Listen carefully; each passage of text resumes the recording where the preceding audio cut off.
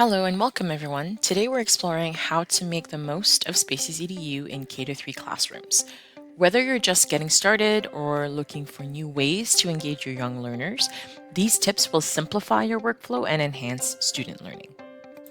Before we begin, please take a moment to ensure you've completed the tasks on this slide.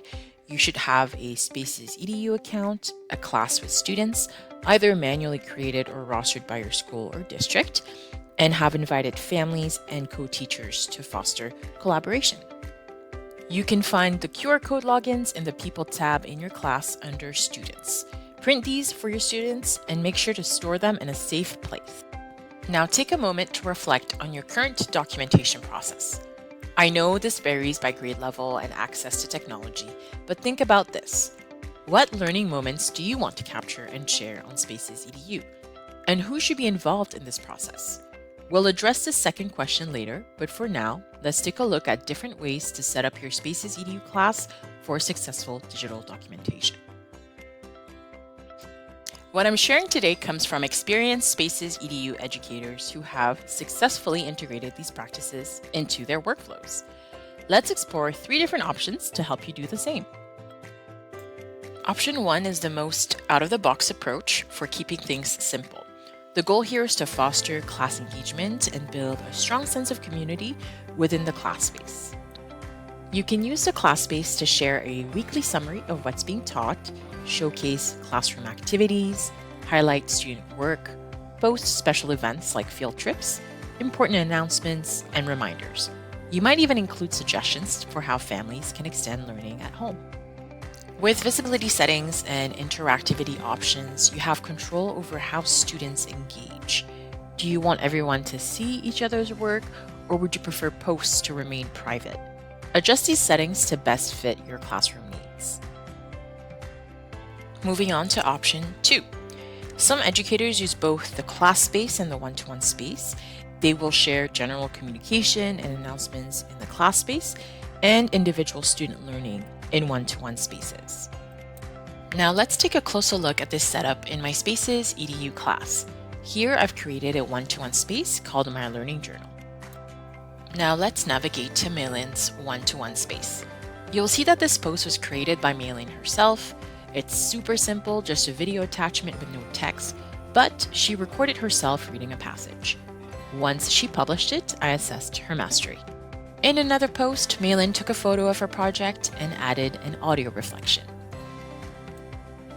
Can you spot the difference in this post?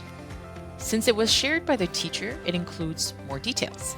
One of the great things about all learning environments in SpacesEDU is that both teachers and students can post. That means you can confidently share the responsibility of documentation with your students. When opting for option 2, you might want to either hide the class space or set it to view only for general communication and announcements. This setup is highly recommended for young learners as it simplifies posting. Let me show you what this looks like from a student's perspective. Right now, we're in Maylin's account. You'll notice she has access to 2 space cards. She can still navigate to the class space, but with view-only access, so she won't be able to post there. Now, if she clicks into her learning journal, she'll see that familiar blue button in the bottom right corner. This is where she can start capturing her learning right away. Since Maylin only has access to 1 space she can post to, SpacesEDU automatically selects it for her. So once she's added her media, all she has to do is click Post. It's that simple.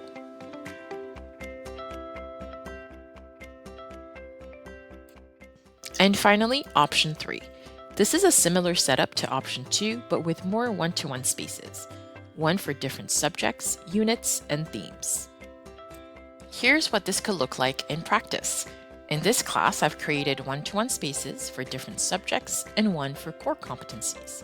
And I've even customized the space card with a representative image. You can keep unused spaces hidden and make them visible as needed. This setup is great for keeping things organized. Think of each space like a folder for student learning. That said, our youngest learners might not know how to sort their posts, especially if they're still developing their literacy skills. If that sounds like your class, I definitely recommend going with option 2 instead. After seeing all 3 different options, which setup do you think would work best for your class? Option 1, 2, or 3? Now let's revisit the second question I asked you earlier. Who should be involved in documenting student learning?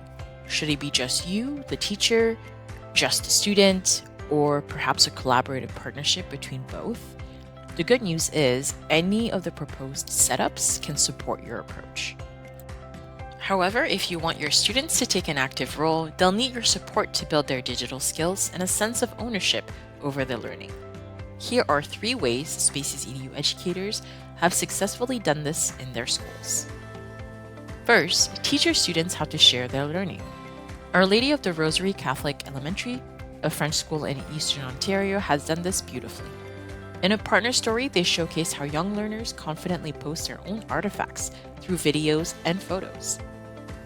Number 2, pair younger students with older buddies. A buddy system helps younger learners gain confidence while learning from their peers. This system works for Our Lady of the Assumption School in Alberta. And number 3, set up a dedicated SpacesEDU corner in your classroom. This gives students a clear space to capture and share their learning when they're ready. To wrap things up, I want to leave you with 2 bonus tips for engaging both students and families in SpacesEDU. First up, messages. This feature is a favorite among K-3 educators for quick, easy communication with families. It's perfect for announcements or reminders that don't need to be documented in a space.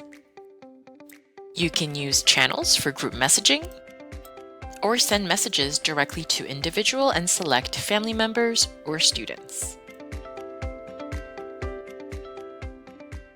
As the teacher, you're always in control. You decide whether recipients can reply or not. By default, one-way messaging is turned on. Messages also include read receipts, so you'll know when someone has seen your message. No guessing or unnecessary follow-ups needed.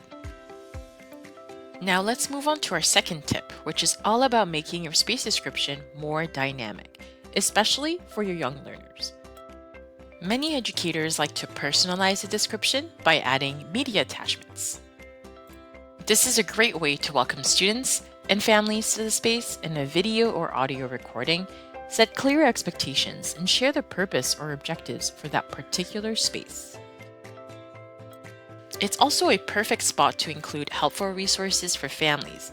For example, here I've attached a family feedback prompts, getting started guide, and the family FAQ, all of which can support families as they engage with SpacesEDU. By introducing these strategies, you'll empower your students to actively document their learning with confidence. Thoughtfully setting up your spaces and leveraging digital tools can enhance student learning and also strengthen family engagement. I encourage you to explore our free resources as well, including the student handbook, teacher toolkit, and implementation guide. What's one tip from today's mini lesson that you're excited to put into action? Let us know in the comments or send us an email at hello@spacesedu.com. Thank you so much for watching. We'll see you next time.